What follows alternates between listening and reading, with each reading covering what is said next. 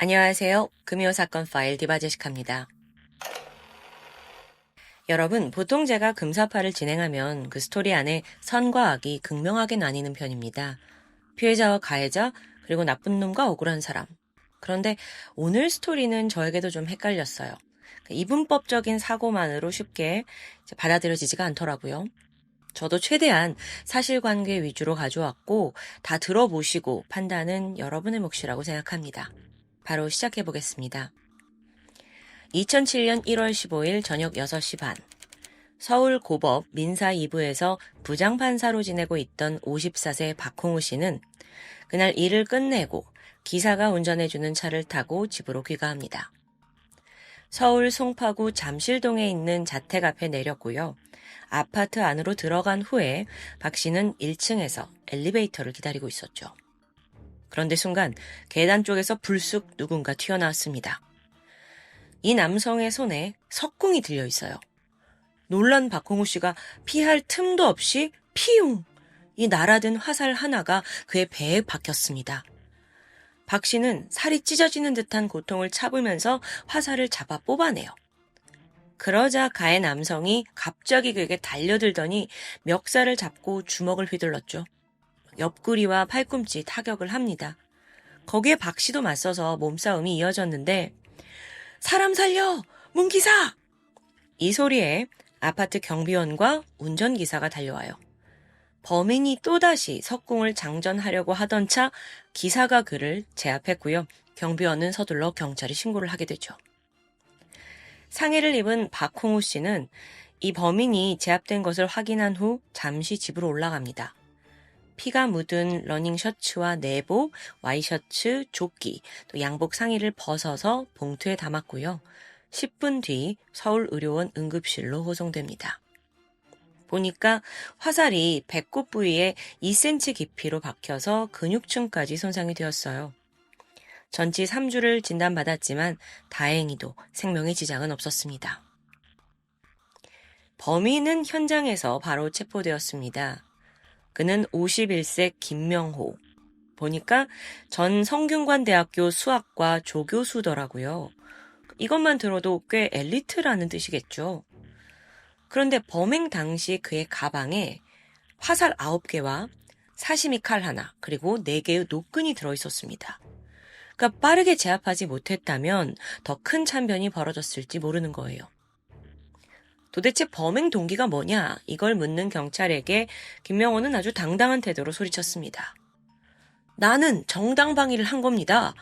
저 자식이 내린 판결 때문에 나는 정상적인 사회생활이 불가능했다고요? 엉터리 판결을 내렸으니 죽어 마땅합니다. 그는 박 판사가 내린 항소 기각 판결에 불만을 품고 이렇게 복수를 감행했다고 해요. 근데 도대체 어떤 소송이길래 이렇게까지 한 걸까요? 사건에 대해 알아보기 앞서 김명호에 대해 좀 더 파헤쳐 보겠습니다. 김명호는 서울대학교를 졸업한 뒤에 미국 미시간 대학교에서 수학 박사학위를 받은 유학파 엘리트입니다. 1991년에 귀국을 한 후에 성균관대학교 수학과 조교수로 임용이 되었고요. 재임 시절에 세계적인 저널에 여러 연구 결과를 투고하면서 학계 주목을 받았다고 해요. 그렇게 창창대로 일 것만 같던 그의 삶이 예상치 못한 부분에서부터 꼬이기 시작했죠. 1995년 1월입니다. 김명호가 이 성균관대 자체 수학 입시 문제를 채점하던 중에 한 문항에서 치명적인 오류를 발견해요. 근데 이 문항이 총점 100점 중에서 15점이 걸린 그런 문제였습니다. 그러니까 입시 결과에 큰 영향을 줄 수 있는 거죠. 근데 오류가 있다는 걸 발견하고 바로 대학 총장에게 보고를 해요. 문제는 여기서부터였죠. 대학 측에서 오류를 정정하기보다는 이걸 덮는 데 급급한 겁니다. 심지어 동료 교수들도 단합을 해서 김명호의 징계를 요구하기까지 했고요. 결국 그는 정직 3개월을 받습니다.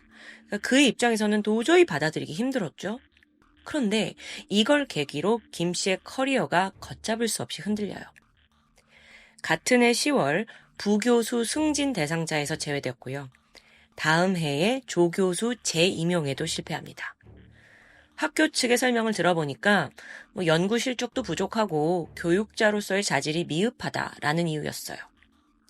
그런데 실제로 김명호가 임용 기간 중에 잦은 문제 행동으로 구설에 오른 적이 있습니다. 수업 중에 학생들에게 욕설을 하거나 졸업을 미끼로 협박성 발언, 그 외에 여러 좀 교육자로서 부적절한 언행이 반복됐다고 해요. 그 구체적인 예가 이제 있었는데 뭐였냐면 전철에서 노약자나 아기와 동행한 엄마에게 절대로 자리 양보하지 마라. 이거 말고도 시위하는 놈들은 총으로 쏴서 죽여버리고 싶다.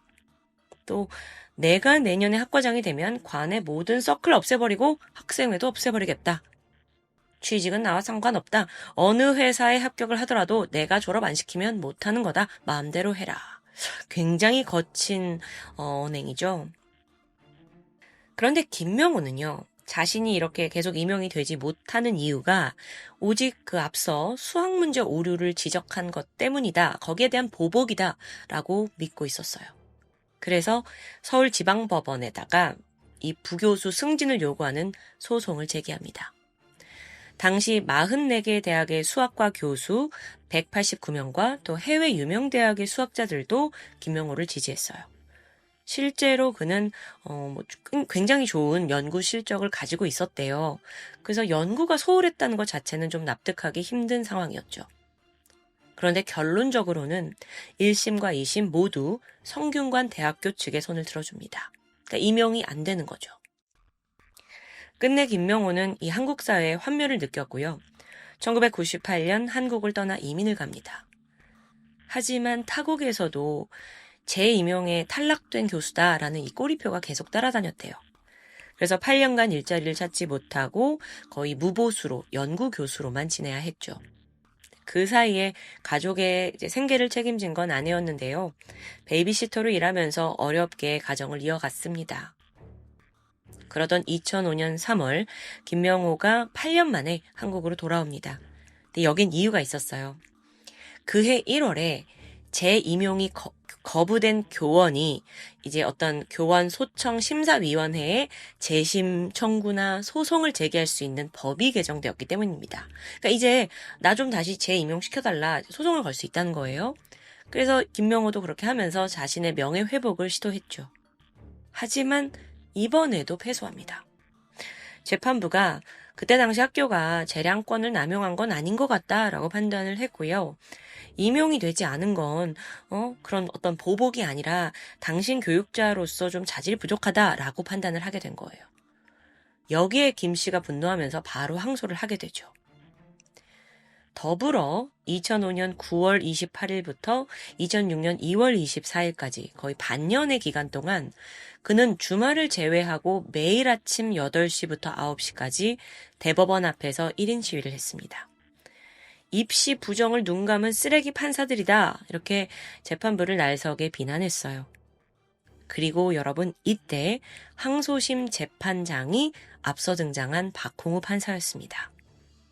근데 이미 김명호는 사실 자기가 이제 항소심에서 이길 가능성이 없다라는 걸 어느 정도 예상한 것 같아요. 그리고 범행을 준비하기 시작했죠. 그러던 12월 22일입니다. 항소심의 재판 변론은 모두 끝났어요. 이제 남은 건 판결만 기다리면 됩니다. 근데 이미 김명호는 이거 기각될 거다라는 불길함이 있었잖아요. 그래서 12월 28일부터 1월 11일 사이 약 7번에 걸쳐서 박홍우 판사의 아파트 주변을 탐색합니다. 그가 언제 돌아오는지 귀가 시간도 파악해뒀죠. 그리고 가방에 한 달 전에 구매를 해둔 석궁과 화살, 또 사시미 칼을 준비해두었습니다. 그러니까 석궁이 이제 주요 무기였는데 그게 실패할 경우 칼로 찌를 계획까지 세운 거예요. 그리고 드디어 2007년 1월 12일이 되는데 이게 사건 발생 3일 전입니다. 예상대로 항소의 기각 판정이 내려졌습니다. 그러면서 김명호가 평생 꿈꿔온 교수의 열망, 학자로서의 자존심이 완전히 무너지는 순간이었죠. 이제 재임용 실패한 교수다라는 오명이 이제 평생 따라다닐 테니까요. 그리고 그는 이 모든 분노의 화살을 박홍우 판사에게 쏟아냅니다. 3일 후인 1월 15일 김명호는 무기를 챙겨서 박홍우 판사의 집으로 향했습니다. 저녁 6시 반쯤 퇴근 시간이 가까워지자 석궁에다가 아예 화살을 장전한 채 계단 옆에서 몸을 숨기고 때를 기다렸죠. 잠시 후 박홍우 판사가 등장하자 그는 주저없이 석궁을 발사했습니다. 체포 직후 김명호가 굉장히 당당한 태도를 보였잖아요. 이게 오히려 언론의 주목을 받게 돼요. 이 사람이 나는 국민 이름으로 쓰레기 판사를 처단하려고 했는데 뭐가 문제냐 이런 태도였어요. 그러면서 이제 언론에서는 사법부를 향한 보복 범죄다라는 거에 이제 크게 보도가 나갔고요. 또 이게 석궁 테러로 불리기도 했는데요. 자, 그러다가 이제 2007년 10월 15일입니다. 1심 재판이 열리게 돼요. 재판에 앞서 박홍우 판사는 김명호가 물론 자신을 공격하긴 했지만 반성을 하게 되면 내가 죄를 좀 감면해 주는 것에 협의하겠다라고 요청을 했는데 김명호가 끝까지 죄를 인정하지 않아요. 오히려 나는 정당방위였다. 국민 저항권을 행사했다라고 강조를 했죠. 사실 이걸 정당방위로 볼 수 있나 좀 싶긴 한데요. 어쨌든 그는 모든 책임을 피해자와 사법부에게 돌리면서 그 분노에 의한 우발적인 범행을 주장합니다. 반면에 검찰은 흉기도 미리 구매하고 피해자 집 근처 여러 번 사전 답사했고 이건 명백한 계획범죄다라고 지적을 했어요. 또한 석궁에다가 화살을 장전해두고 기다렸다라는 점에서 고의성이 있다고 판단을 하죠. 결국 재판부는 검찰의 손을 들어줍니다. 다만 초범이라는 점을 감안해서 그에게 징역 4년을 선고했죠. 근데요, 이 판결이 내려지자 김명호는 이렇게 소리칩니다. 이 무슨 개판 같은 재판이야! 즉각 항소했어요. 그리고 이번엔 변호인 측에서 형사 재판 자체의 절차에 위법이 있었다는 걸 제기합니다. 이게 무슨 소리냐 봤더니 보통 형사재판은 피고인과 변호인이 모두 출석한 상태에서 증거 조사와 사실관계 확인이 이루어져야 해요. 하지만 1심 재판을 하던 중에 김명호와 변호사가 출석하지 않은 상태에서 심리가 진행된 것을 이제 문제 삼은 거예요. 이게 받아들여졌고요. 2008년 3월 2심 재판이 열리게 되죠. 그런데 여기서 돌연 김명호와 변호사 측이 새로운 주장을 내세웁니다. 자신이 실수로 석궁을 쏘았을 뿐이고 피해자는 실제 화살에 맞지 않았다는 거예요. 그래서 얘기를 좀 들어볼까요? 몸싸움을 벌일 때까지는 셔츠에 피가 없었는데 10분 뒤에 그 집에 올라갔다가 내려올 때 보니까 피를 흘리고 있었다. 분명 뭔가 자해를 한 다음에 나한테 누명을 씌운 거다. 석궁이 있다라는 것만으로 그냥 보복 범죄로 조작을 해서 이렇게 주목을 받게 한 거다. 억울하다는 입장입니다. 자, 그럼 김명호 주장에 따르면 박홍우 판사가 집에 가서 석궁에 맞은 것처럼 위장을 하기 위해서 칼로 배에 상처를 냈다는 거예요. 근데 생각보다 이게 피가 그렇게 많이 흐르지 않으니까 옆집에 가서 도움을 청했다. 피를 좀 나눠달라고 한 거고 그걸 이웃이 받아들였다라는 주장이었죠. 글쎄요. 이뿐만 아니라 김명호는 현장에서 압수된 9개의 화살이 모두 멀쩡하다는 점을 지적합니다. 피해자가 화살을 몸에서 뽑아냈다면 이게 부러졌어야 되는 거 아니냐. 근데 지금 내가 가진 화살들은 다 멀쩡하다. 증거가 조작되었다라는 거죠. 이뿐만이 아니라요. 상처 크기에 대해서도 지적했습니다. 일반적으로 석궁에 맞을 경우 6cm 이상 15cm까지의 깊이로 관통이 된다고 해요. 근데 이제 실제 박홍우 판사 같은 경우는 불과 2cm 정도밖에 안 됐잖아요. 이걸 자체가 말이 안 된다는 거죠. 여기에 대해 검찰도 그의 주장을 조목조목 반박합니다. 우선 피해자가 불과 10분이라는 그 짧은 시간 안에 석궁에 맞은 것처럼 연출하고 옆집 이웃한테 손까지 막 배에서 피를 묻힌다. 이 시나리오 자체가 불가능하다라고 일축했어요. 또한 초기 진술에서 경비원이 피해자 복부에 피를 흘리고 있는 걸 봤다라고 증언을 했거든요. 그리고 피해자의 옷에서 나온 거 혈흔도 다 박홍우 판사 것이었고요.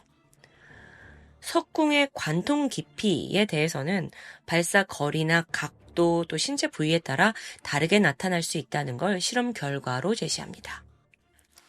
결국 재판부는 검찰의 주장이 타당하다고 판단을 했고 원심과 동일한 4년형을 선고했죠.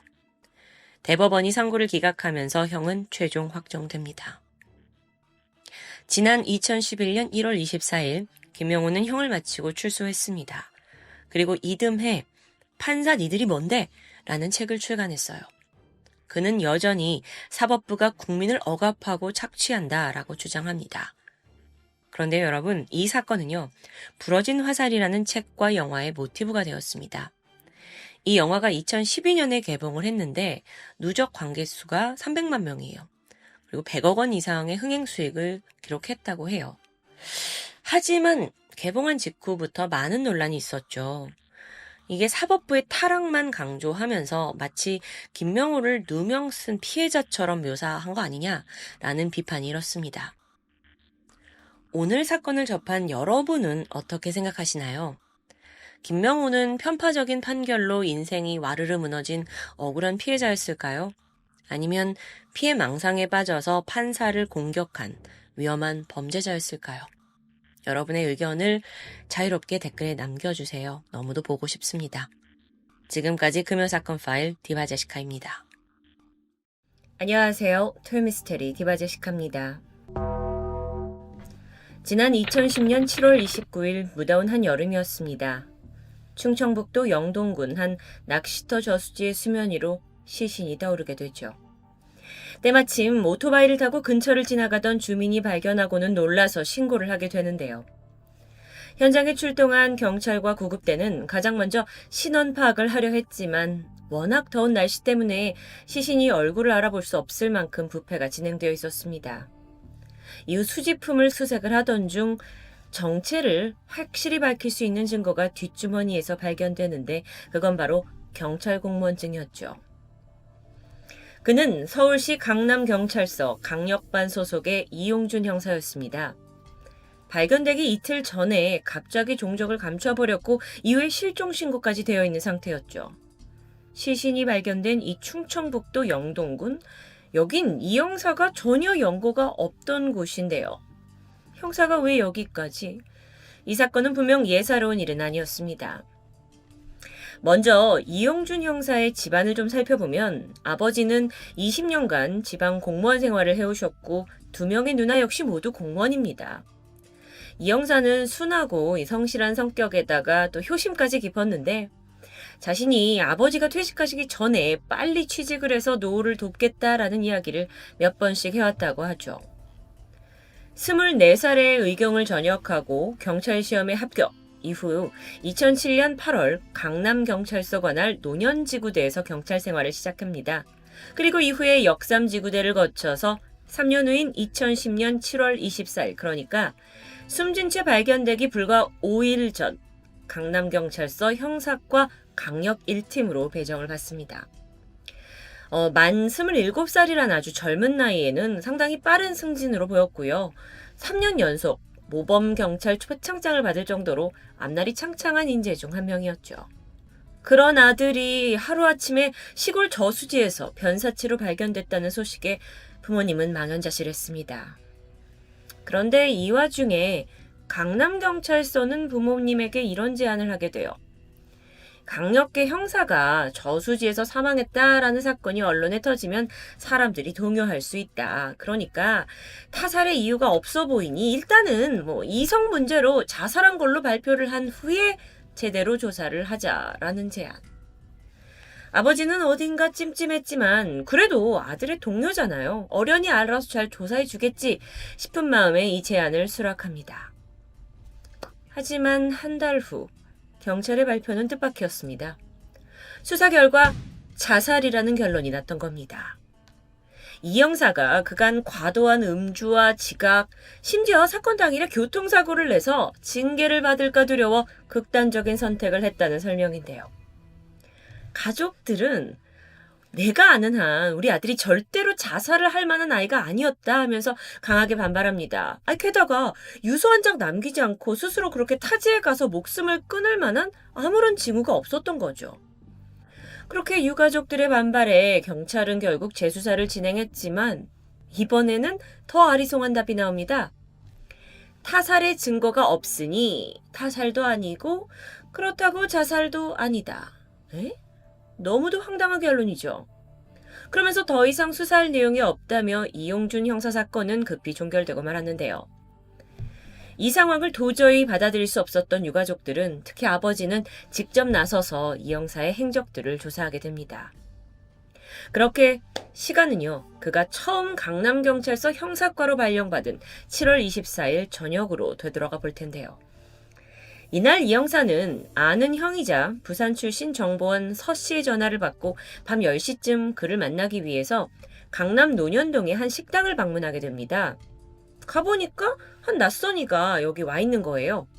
그 사람은 부산에서 횟집을 운영하는 김 씨인데요. 서 씨가 이 형사에게 김 씨를 소개해준 자리였죠. 그리고 이틀 후인 7월 26일 야근을 하던 이 형사는 어떤 사건 자료를 들고서 자신이 근무하는 강남경찰서가 아닌 근처 역삼 지구대 파출소에 가서 복사를 합니다. 그리고는 평소에 타고 다니던 업무용 차량에 기름을 가득 채우게 되죠. 그날 퇴근 후에 이 형사는 또다시 그 정보원이라는 서 씨와 술자리를 합니다.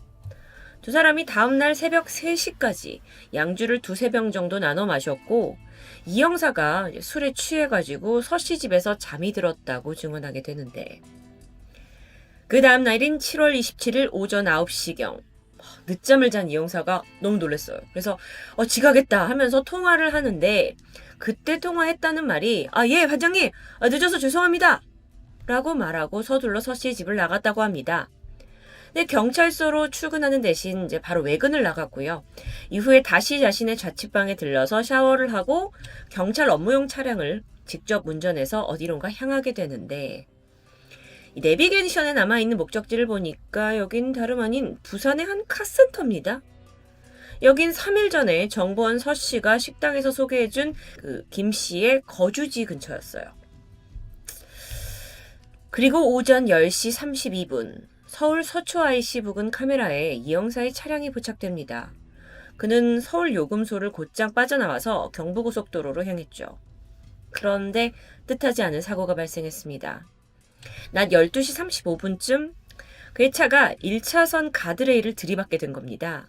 자동차는 이 앞부분이 훼손이 심하게 될 만큼 충격이 컸어요. 다행히 이 형사는 큰 상처를 입지 않았고요. 이후 119 구급대를 통해서 충북 영동병원 응급실로 후송되죠. 그런데 여기서부터 의문의 행동들이 포착됩니다. 치료를 받던 중에 갑자기 화장실을 가겠다면서 응급실을 빠져나왔고요. 이윽고 팔에 꽂고 있던 주사기를 스스로 빼버리고 돌연 병원을 벗어나게 되죠. 이 모습은 CCTV에 고스란히 담겨 있었습니다.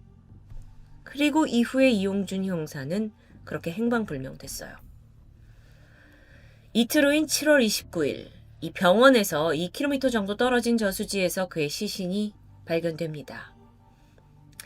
자, 지금까지 살펴보면 이용준 형사가 사망하기 전에 행적들이 너무도 많은 의문점을 남기고 있습니다. 먼저 그는 왜 부산으로 향한 걸까요?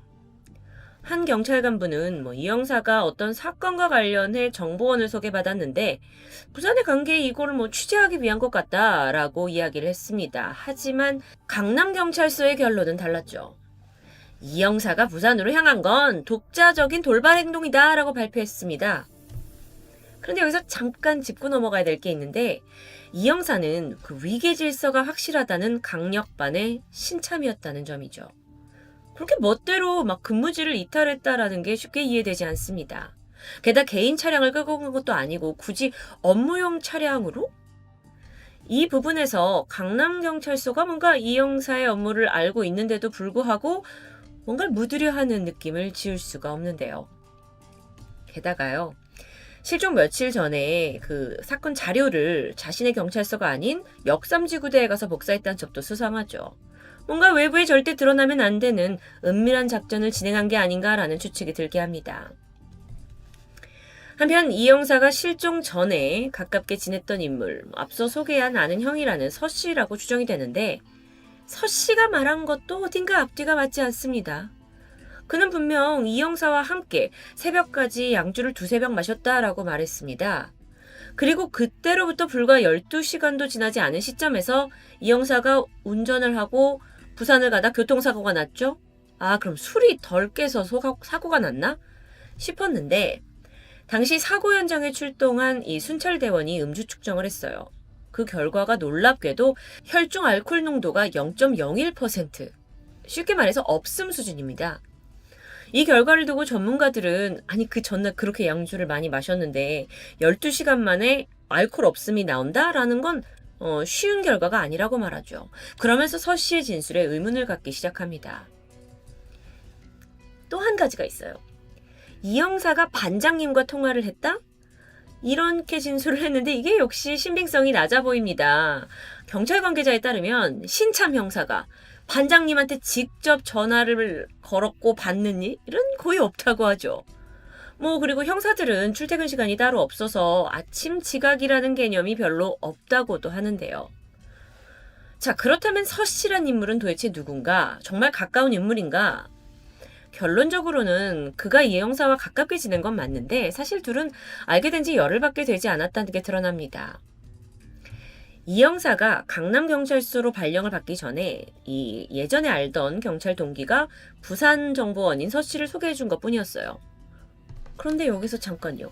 아니 강남경찰서에서 일하는 이 형사가 왜 부산정보원을 소개받았을까요? 2017년 이 사건을 다뤘던 한 방송에서는 서 씨를 취재하려고 했습니다. 하지만 행적을 찾기 힘들어서 실패하고 말았죠. 교통사고도 좀 어딘가 미심쩍은 부분이 있어요. 애당초 경찰은 이 형사가 졸음운전을 했고 그러면서 핸들을 과하게 꺾으면서 자신이 혼자 일으킨 단독 교통사고라고 결론을 냈는데 이 차를 살펴본 전문가들에 따르면 보통 졸음운전 사고는 한쪽의 대각선 부분만 부딪혀서 사고가 나는 게 일반적입니다. 그런데 이 형사의 차량은 정면, 좌측, 우측 이 세 면이 모두 직각으로 부딪혀서 파손되어 있었죠. 게다가 차량 우측에는 검은색 흔적마저 남아있어요. 이건 뭔가 뒤에서 오던 차가 약간 옆면을 고의적으로 밀었던 것 같은 그런 가능성이 있을 수 있죠.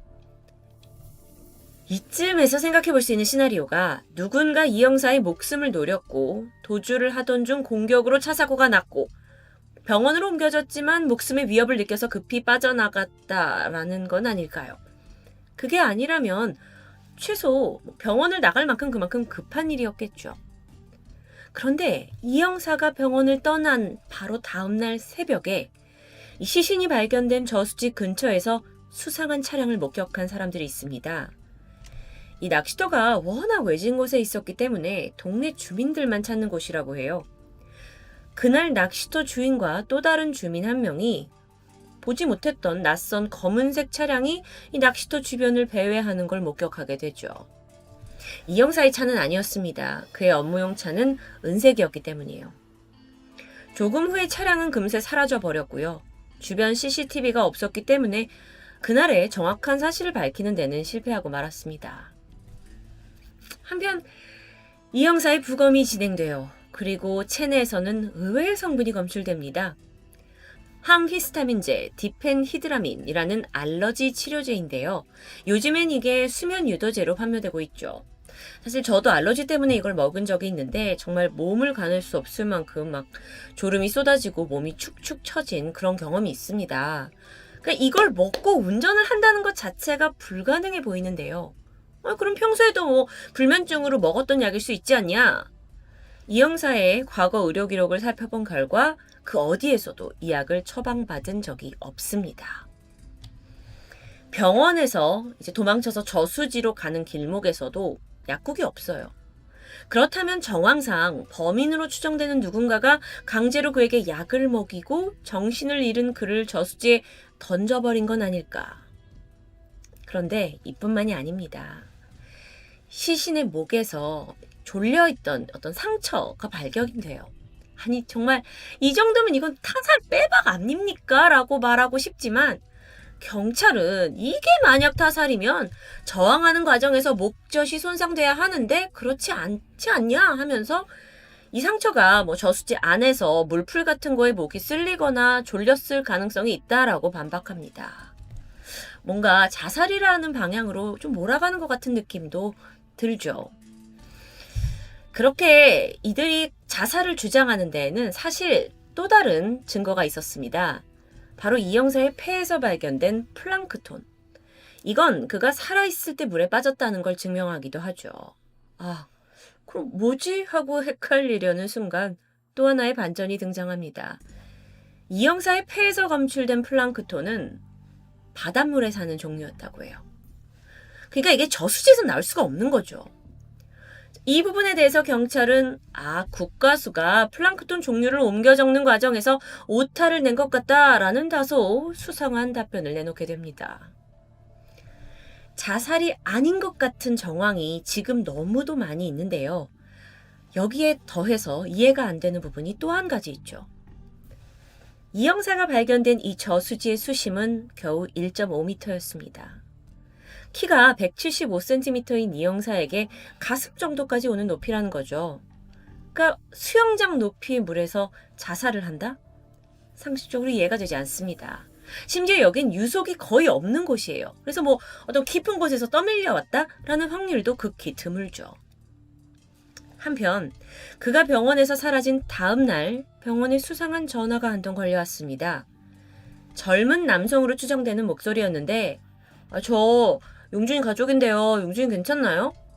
그냥 무서워서 도망간 거래요. 라면서 뭔가 그의 입장을 대변해주는 듯한 이상한 말을 남기죠.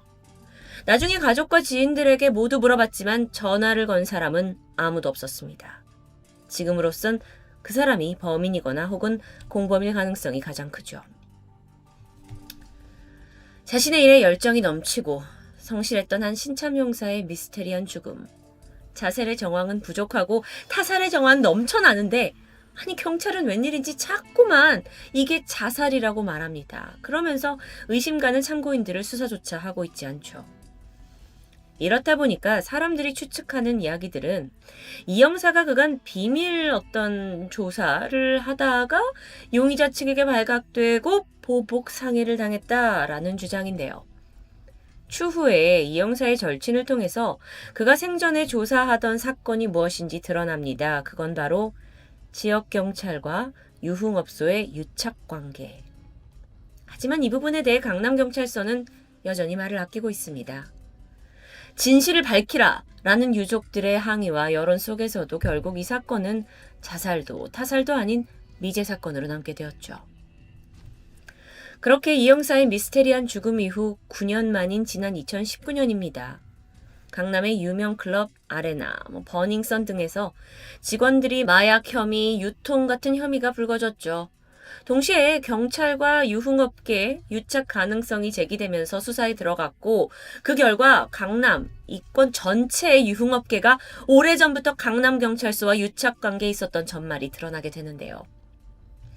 물론 이게 이 형사의 죽음과 직접적으로 어떻게 관련이 되었다라는 물증은 없습니다. 무엇보다 경찰 스스로가 수사할 의지가 전혀 없어 보여서 그저 답답한 사건일 뿐이죠. 젊은 형사가 그토록 지키려고 했던 정의, 그 정의가 마지막까지 승리하기 위해선 이 형사의 죽음이 쉽게 묻히지 않도록 우리의 관심이 필요하다는 생각이 듭니다. 토요미스테리 디바제시카였습니다.